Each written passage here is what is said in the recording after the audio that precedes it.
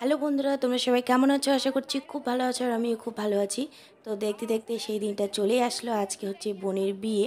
আর এইমাত্র আমি সেজে গুজে আসলাম বন্ধুরা। আমার আসতে অনেকটা দেরি হয়ে গেছে। এসে দেখি বর বিয়েতে বসে গেছে। দিদি আর আমি একই পার্লারে গিয়েছিলাম।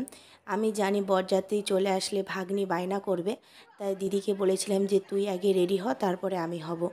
তো এই যে দিদি আর ভাগ্নি, তো দিদি আর ভাগ্নি রেডি হয়ে চলে এসেছিল লজে। আমরা যেখানে সাজতে গিয়েছিলাম ওখান থেকে লজটা একদম কাছে। তো সব কিছুই বুঝতে পারছিলাম যে এখন কি হচ্ছে। বর আসলো, তারপরে হচ্ছে বাজনা পার্টি বাজছে, মানে বাজনা বাজছে, তোমার বাজি ফুটছে, সব কিছুই বুঝতে পারছি কিন্তু আসতে পারছি না। কেননা আমি তখন কিছুই হয়নি, শুধু শাড়ি পরাটা কমপ্লিট হয়েছিল। তবু যে এসে আমি মালা বদল শুভ দৃষ্টি যে দেখতে পেয়েছি, এটাই অনেক। কেন জানি না তুতলেই যাচ্ছি কথা বলতে বলতে। তো এখন 7 পাক ঘোরানো হচ্ছে। আর আমি এখন একটু সবাইকে দেখাচ্ছি যে কাকে কেমন লাগছে। আর ওই যে মাকে বারবার করে ডাকছি, মা মা একটু আমার দিকে তাকাও। ওই যে হচ্ছে মেঝো মামি, বড় মামি সবাই আছে এখানে। এইটা একটা দিদা, কিন্তু আমার দিদি কোথায় আছে দাঁড়াও দিদিকে দেখাবো। আর এদিকে তো বর পড়েই যাচ্ছিল, আর বুনো তো সবাইকে ধরে আছে যেন পড়ে না যায়। দেখো বুনোকে কত উঁচুতে তুলেছে। এরকম উঁচুতে না তুলতে গিয়ে কিন্তু অনেকে পড়ে যায়।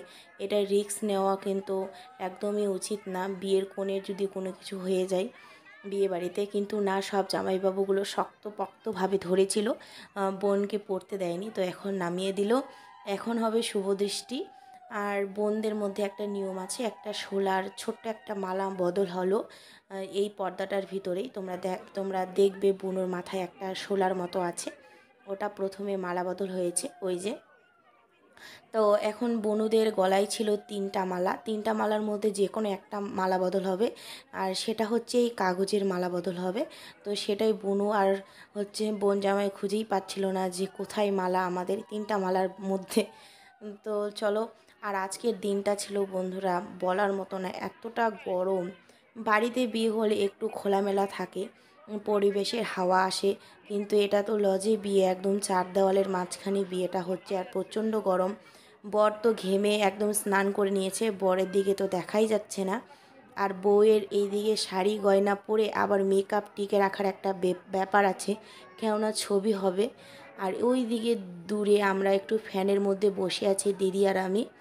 দিদির তো একটু মনটা খারাপ হয়ে গেছে, কেননা দিদিকে মানে দিদির মুখে একটু ব্রণ হয়েছে, তাই মানে কি ব্রণগুলো বোঝা যাচ্ছে মেকআপের পর। তো অনেকে বলছে ভালো লাগছে, অনেকে বলছে খারাপ লাগছে, তাই একটু মুখটা ভারী করে বসে আছে। কিন্তু সত্যিই কিন্তু খুব ভালো লাগছিল দেখতে। তোমরাই বলবে বন্ধুরা যে আমাদেরকে কেমন লাগছিল। দু বোনই কিন্তু একই রকমের শাড়ি পরার ইচ্ছে ছিল, কিন্তু হয়নি। তবু আমি দুটো শাড়ি এনেছিলাম, একটা যেটা আমি পরেছিলাম বিয়েতে সেই শাড়িটা, আর একটা বিয়ের বেনারসি লাল বেনারসিটা এনেছিলাম। পরার কথা ছিল লাল বেনারসি, কিন্তু প্রচণ্ড গরমে এই হালকা পিঙ্ক কালারের শাড়িটা পরেছি। দিদির ডিপ কালারের, দিদির রানী কালার ডিপ, আর আমারটা পিঙ্ক, তো হালকা মতো একই রকম হয়েছে। পুরোটা হয়নি কিন্তু কিছুটা হয়েছে, তো ইচ্ছেটা পূরণ হয়েছে। আর অনেক দিনের ইচ্ছে ছিল যে মানে কোনো জায়গায় সেজে গুজে গেলে নকল গাজরা বা নকল ফুল দিয়ে সেজে যেতাম, কিন্তু অরিজিনাল ফুল দিয়ে এই প্রথমবার সাজলাম। নিজের বিয়েতেও অরিজিনাল ফুল দেওয়া হয়নি বন্ধুরা, এই ইচ্ছেটা পূরণ হলো। তো এখন বিয়ের নিয়ম শুরু হয়ে গেছে। বর বউকে যা যা নিয়ম করতে বলছে করছে, আর খুব অস্বস্তি বোধ করছে, বোঝাই যাচ্ছে। দেখো চারিদিকে এত লোকজন ঘিরে আছে, তার মধ্যে প্রচণ্ড গরম, খুব কষ্ট হচ্ছিল এই গরমে সবার বসে থাকতে। কিন্তু কিচ্ছু করার নেই বন্ধুরা, সব নিয়ম মেনে বিয়েটা কিন্তু করতেই হবে।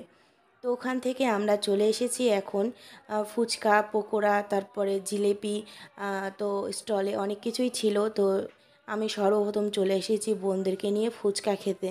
তো ওটাই বলছিলাম বরমশাইকে যে ফুচকাগুলো দেখাও, ফুচকাগুলো সাইজে কিন্তু অনেকটাই বড় ছিল আর অনেকটাই টেস্টি ছিল খেতে।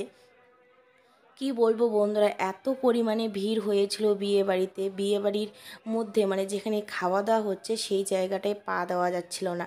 আর গোধূলি লগনে বিয়ে তোমরা তো জানোই, সেই সময় লোকের ভিড়, খাওয়া দাওয়ার ভিড়, বরযাত্রী এসেছে, দুই তরফ থেকে এত লোকজন এসেছিল যে টেকা যাচ্ছিল না। আর এই জায়গায় দেখো, খেতে বসার তো জায়গাই পাচ্ছিলাম না। তারপরে সবার শেষের দিকে খেতে বসেছিলাম, আর গরমে একদম নাজেহাল অবস্থা।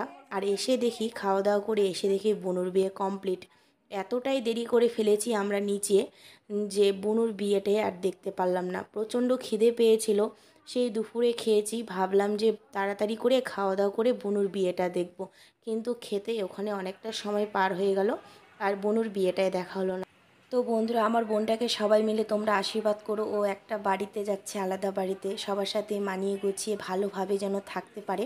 আমরা তো আশীর্বাদ করবোই, তোমরাও একটু আশীর্বাদ করে দিও। তো এখানে দিদি আর আমি ছবি তুলছি বোনের সাথে। আর জামাইবাবুগুলো যে পাত্তা খবর নেই, কোথায় গিয়েছে। দিদি, জামাইবাবু, তারপরে বোন জামাই, বোন, আমি, বরমশাই যে ছবি তুলবো একসাথে, সেটা আর হলো না।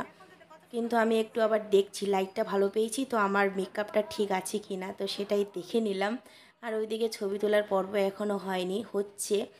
আর আমরা ভাবছিলাম যে কখন বাড়ি যাব, ভাবছিলাম যে বোনরা মানে এখানেই থাকবে, কিন্তু সবার শেষে ডিসিশন নেওয়া হলো যে বোনরা বাড়িতে চলে যাবে, কেননা বোনের কালকে পরীক্ষা। এরকম আমি সিনেমায় দেখেছি যে বিয়ে করে তার পরের দিন পরীক্ষা দিতে যায়, কিন্তু রিয়েলে হলো, বোনের সাথেই সেই ঘটনাটা হলো। পরীক্ষার পরের দিন বোনের, না, বিয়ের পরের দিন বোনের বাসি বিয়ে হওয়ার কথা ছিল, কিন্তু পরীক্ষার জন্য আজকেই বাসি বিয়ে, টাটকা বিয়ে সব হয়ে গেল।